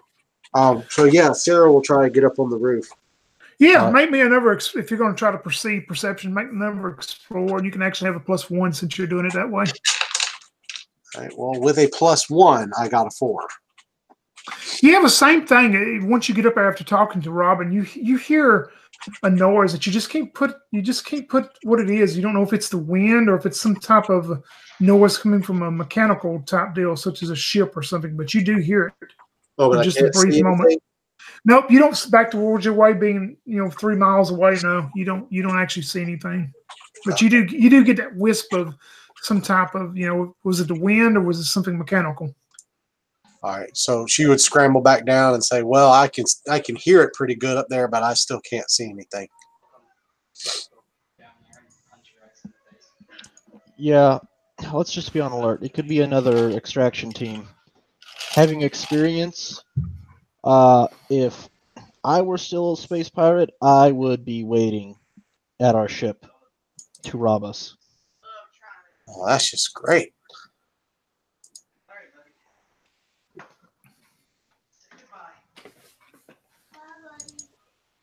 But yeah, y'all are able to finally load. I mean, it's takes time, of course, but you're able to load these things up onto the trailer behind the Samson. You're able to get these fuel storage tanks loaded up. There's 5 of them.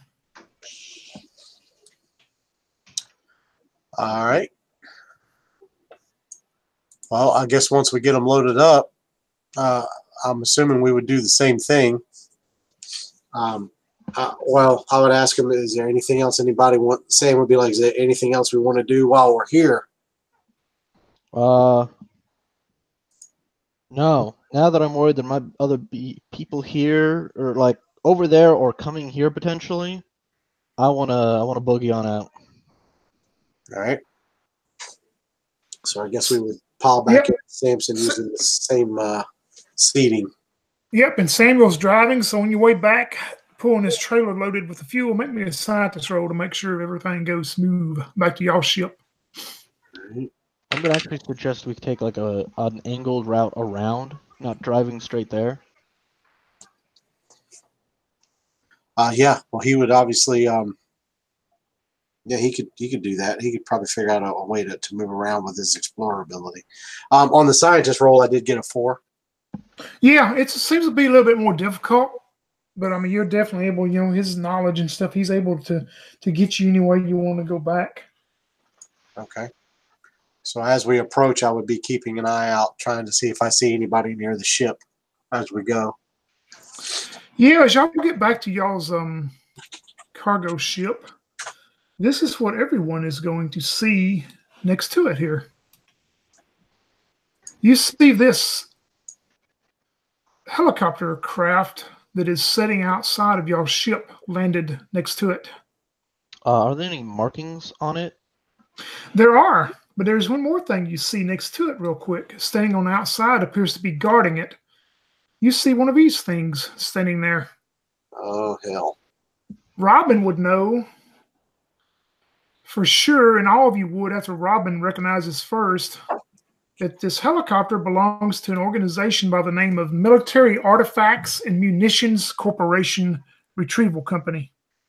You would know they specialize in scavenging and locating any type of military artifacts or munitions. They are also from Mars. Do they have a reputation? You know them to be, Sun Ghost is pretty much business type oriented, but you know these guys are very serious business oriented, and that they CSC recording. They don't negotiate much. You know they're strictly business. I mean, it depends on who's leading the team, I guess. Yeah, but I mean, do they have a reputation for what would basically be piracy? No, they're not actually pirates. Some of them may be rogue, but they're actually pretty much a corporation like y'all. They just specialize in military artifacts and munitions. Right. Well, what I mean is, do I feel worried that they're going to attack us? It depends on how the negotiation goes. You would know they could, but that they don't normally just attack on sight. No. All right. She'll say all that. She'll be like, they're not pirates, like I was worried about. They're I already forgot what we said they're called, but she says they're basically munitions hunters. They look for weapons and that sort of thing. Mm-hmm. Okay. Well, sorry, my wife got a phone call. So that's fine. So basically, they're competitors. Then, do you think we can bribe them off? I think we can bribe them off. What I'm saying is they're not pirates, so I'm not going to immediately start shooting. But they could still be dangerous. But we might be able to talk our way out of this. So Sierra in the back would just kind of look up from the back seat and just say, "Well, you just say when and if, and I won't do anything unless you tell me to." This is basically. If I say that we found a book they might be interested in, I mean shoot them. Okay. They have shoot the book because. Sam, you're going to proceed on up to the this helicopter craft and your ship. Then I'm taking it with the Samson. Yeah, he would look over at Rob and say, "How close do you want me to just drive right up on them? You want me to drive up slow? What do you want me to do?" Drive up slow. Drive up like we're getting back in our ship, but slow so they don't get too excited. Okay. So he would do that very thing. It's not something that just gets. Yeah, and this robot soldier-looking thing that is pictured there is standing outside of the helicopter. It doesn't move or anything. It's just standing there motionless. I mean, And Robin would probably have some knowledge of this thing. I mean, it's built for destruction as far as anything, but it's not moving. And as y'all maneuver up there, you see coming off of y'all's ship, you see 6 figures coming down, all dressed. They all dressed in military type garb, carrying very high, powerful rifles and stuff. And they see you coming up, and you see probably the one that you would think would be in charge. He has a crew cut, wearing a beret. Appears to probably be, you would think, in his 50s. Stuff. He's got a big cigar in his mouth, and it's seeing y'all come up. He takes the cigar up and just drops it on the ground and puts up kind of a genial wave, but not a friendly one. Yeah, Robin returns the kind of like acknowledgement wave.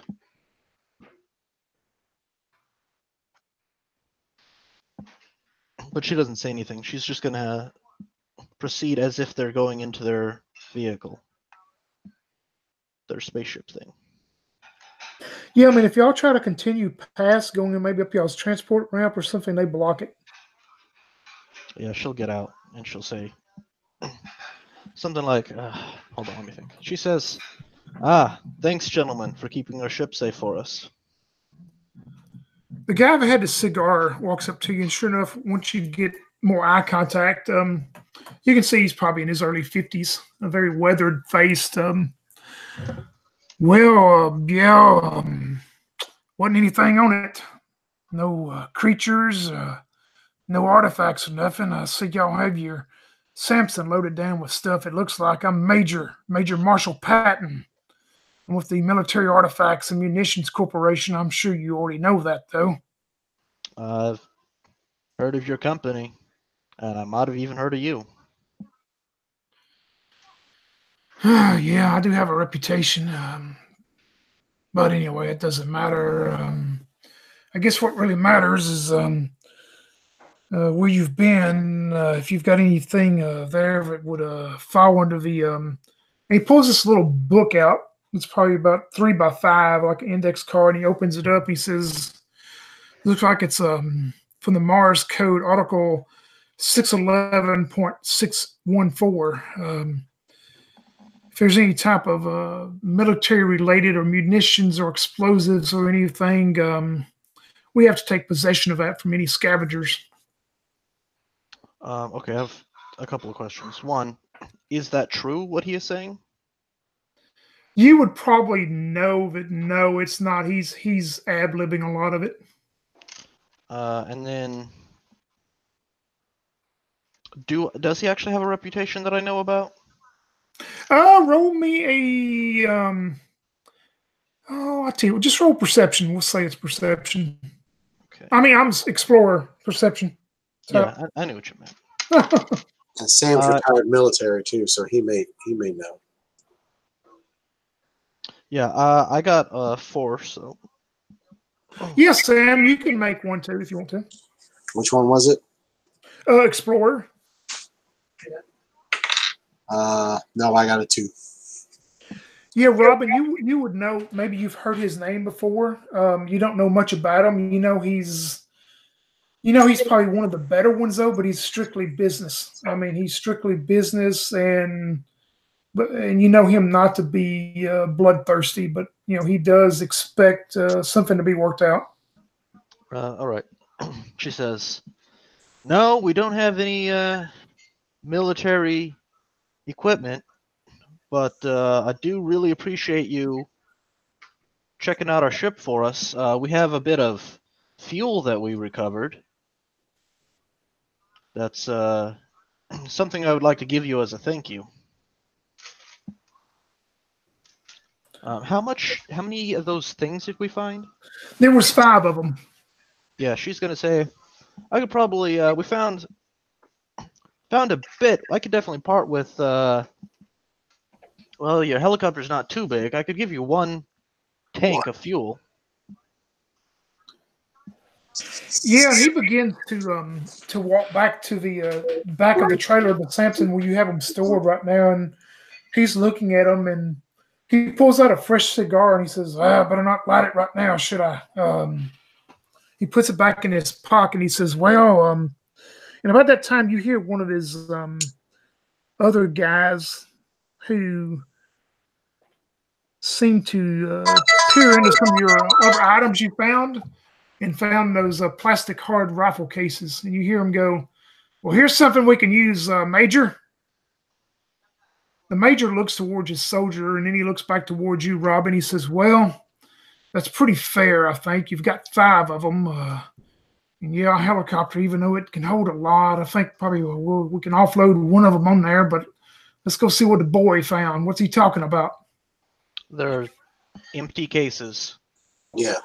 There was no. She'll go over and she'll grab one out and she'll open it up and show him. Yeah, it's just empty cases. Looks like you've got enough here, though, that probably about, I would think about a third of them should go with me, don't you?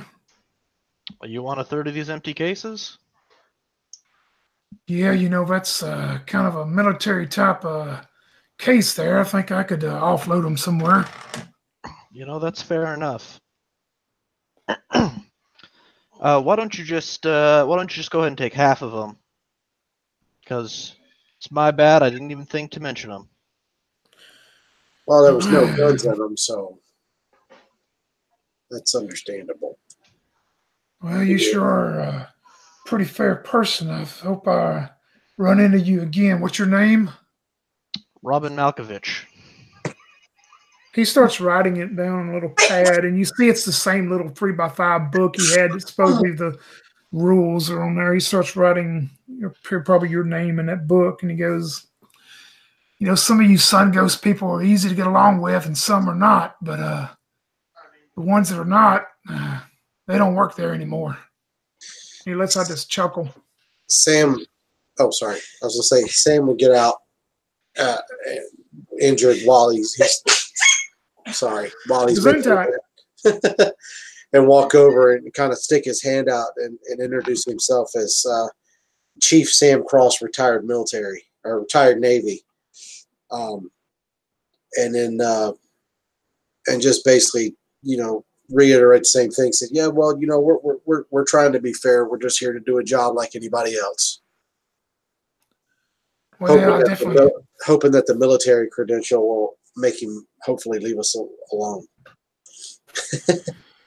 I definitely think that's pretty fair of a deal you've made. I'm pretty easy to get along with.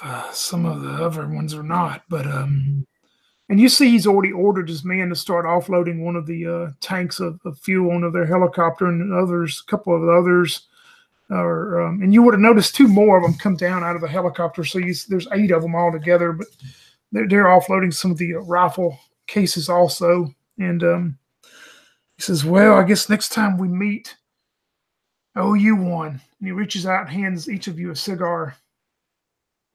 Oh, well, yeah, Robin will take it. That's kind of you.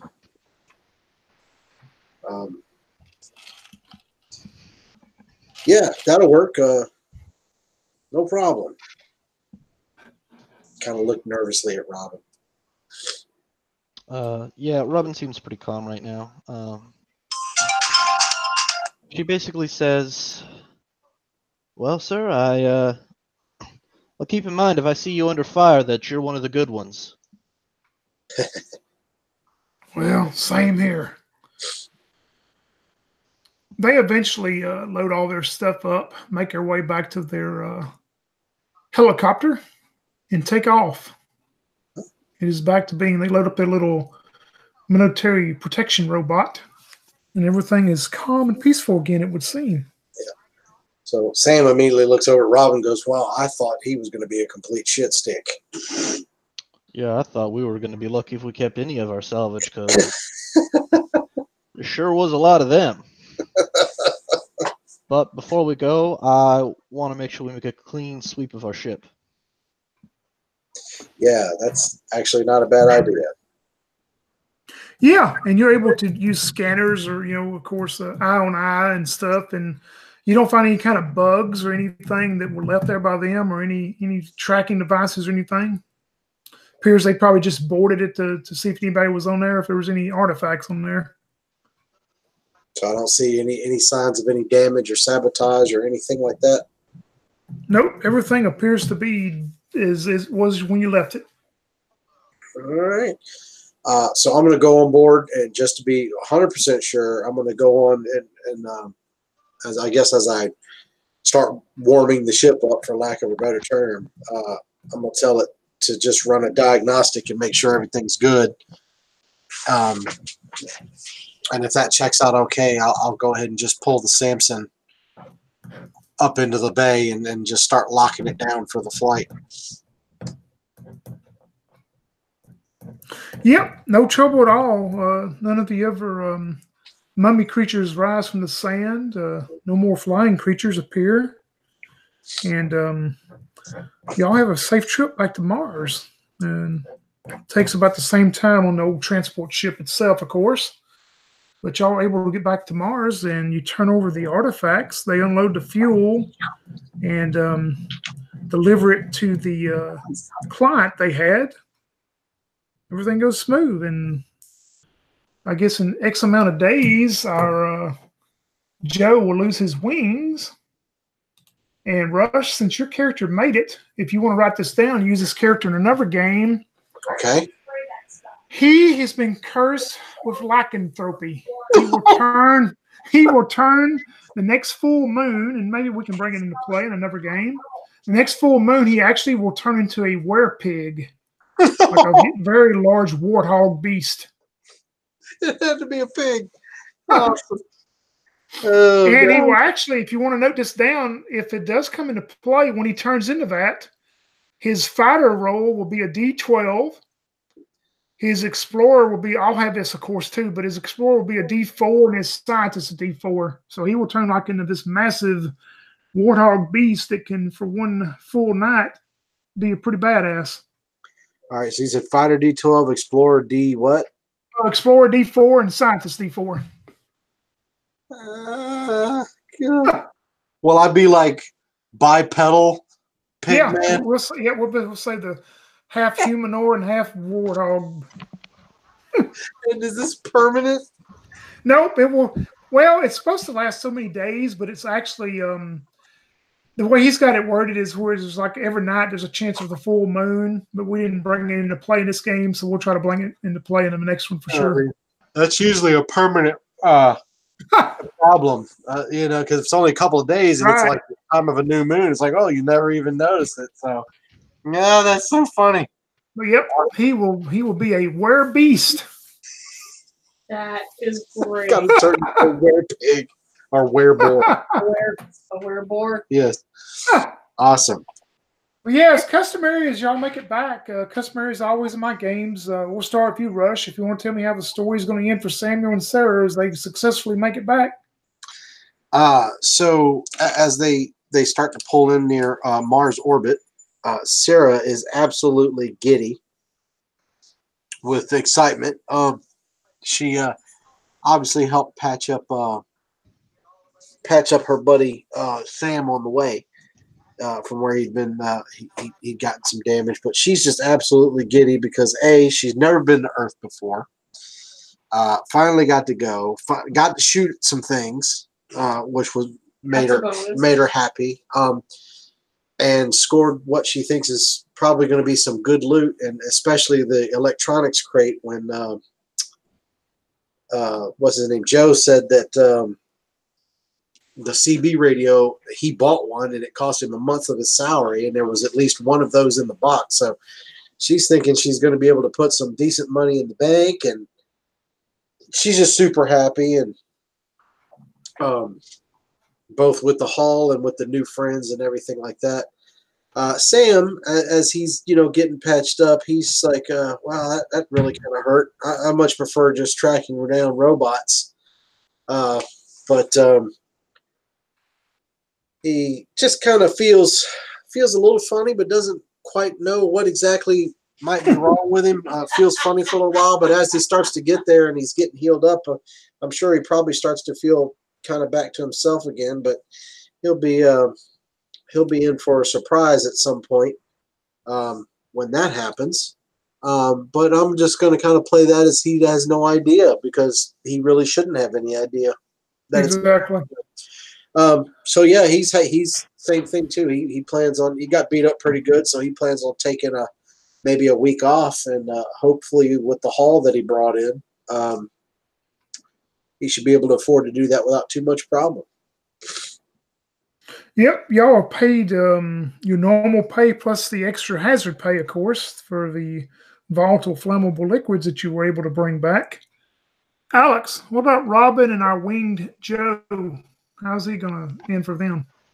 Well, Robin, as usual, is happy to be back, happy to have succeeded, but just a couple of days later, she starts to get that itch again. She wants to go back out. She's waiting for another call. Of course, one doesn't come for a while. She tries to look up the God, I forgot his name again. The guy they met. The Major Patton? Yeah, she tries to look him up, get a drink with him or something. Just trying to maintain good relationships with people that are good people.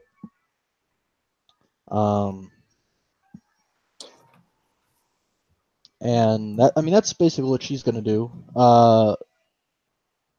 Gorgivani Viljavansky, or Joe, is he's gonna try and get the wings things checked out. He's gonna go to a doctor, and they're gonna be like, oh well, it's the mutation is already starting to decay. We can see that it's localized here, and you're not while the mutation's decaying, your other vitals are staying constant, and so he's a little freaked out about it, but he's no longer like worried that he's gonna die or something. And then he takes his wooden violin that he kept, because he kept one of them, and he's just basically super happy about it. He shows it off to everybody, and he decides that maybe going down to Earth isn't so bad as long as you don't die. Perfect. Now I will give you the version of how the story is really going to end. As y'all get back and collect your pay and the extra pay to take a few days off and relax, rest, we go back to the couple days after y'all deliver the goods to Sun Ghost. You see the Sun Ghost employees, transportation department. They take the 4 fuel tanks over to a large building there at one of the reactor cities to the client who purchased them. And on the outside of the building, you see the sign, Boiling Point and Associates. They deliver the 4 fuel tanks into there, unload them, gather up what information they need. About 30 minutes after they leave, we go to a conference room there in the Boiling Point and Associates.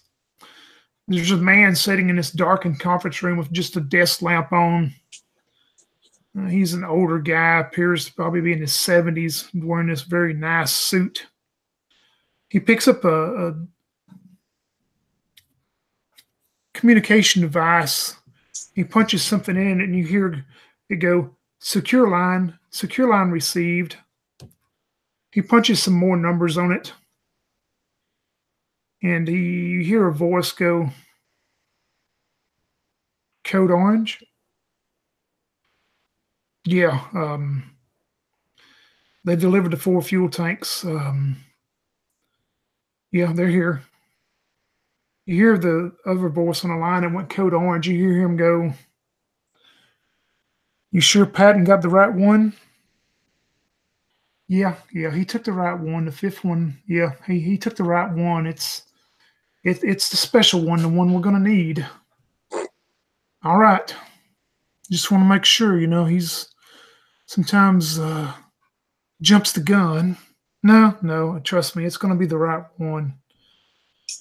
It's going to cause a lot of havoc, I know, but you got to do what you got to do. And you hear the other guy go, yeah, I guess we better move it up to code red. Click. That is the end of the story known as Boiling Point, another adventure using in the light of a ghost star.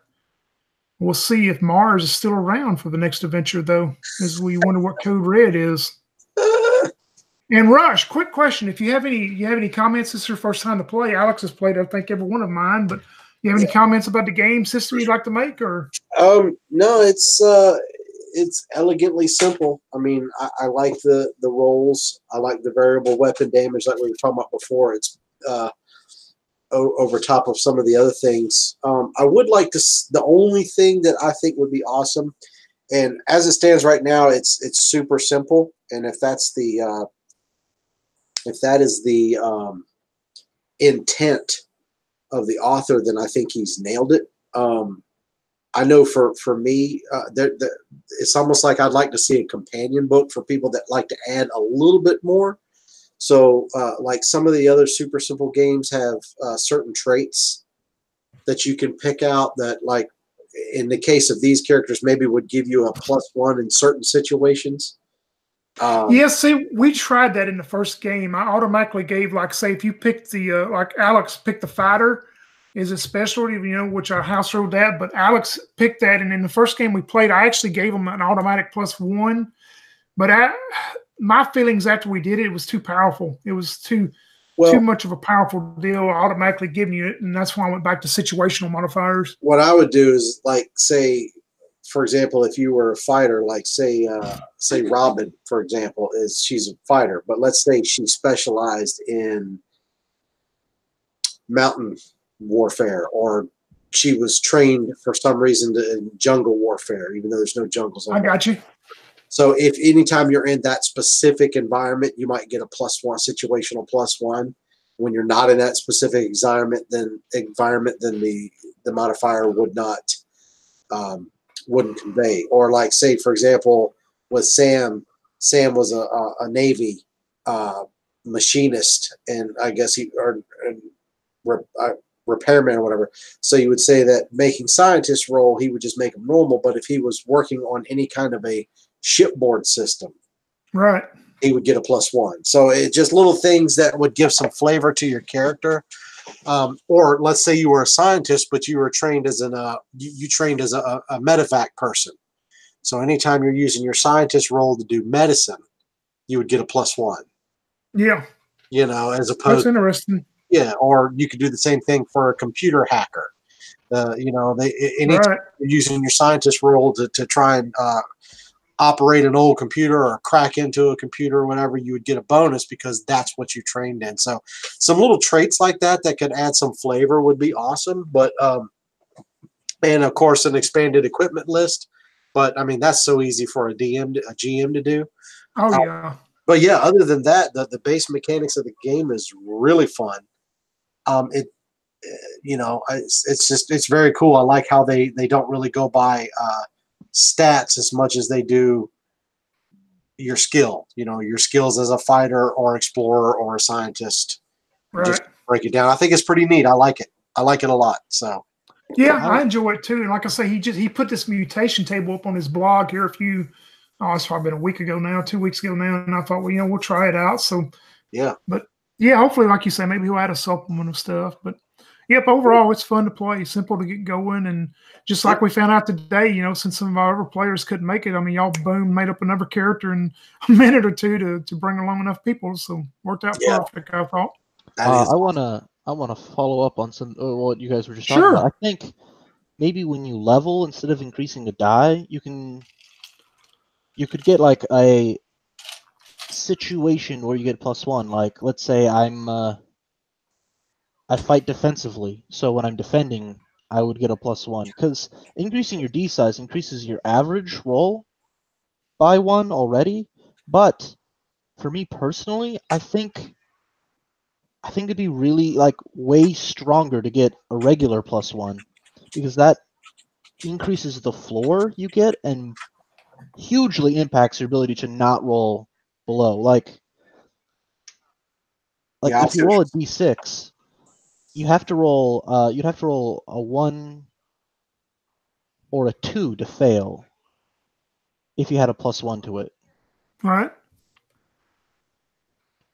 Well, so like if you could have like some situations you get a +1, like defensive combatant, you get a +1. Yeah. Instead of it, like when you level up, that's how you got them, is you could get like feats, I guess. Yeah, or have a skill system, or whatever word you want to use, feat skill. Yeah, I can see that. That would be pretty cool. Yeah. Or like I said, you could just make it as a trait. Just like we were talking about making a trait, where you could say you could actually literally call the trait defensive combatant. So anytime you're defending, you can add a +1 to your roll, and you can have it so that every so many levels you can take a trait.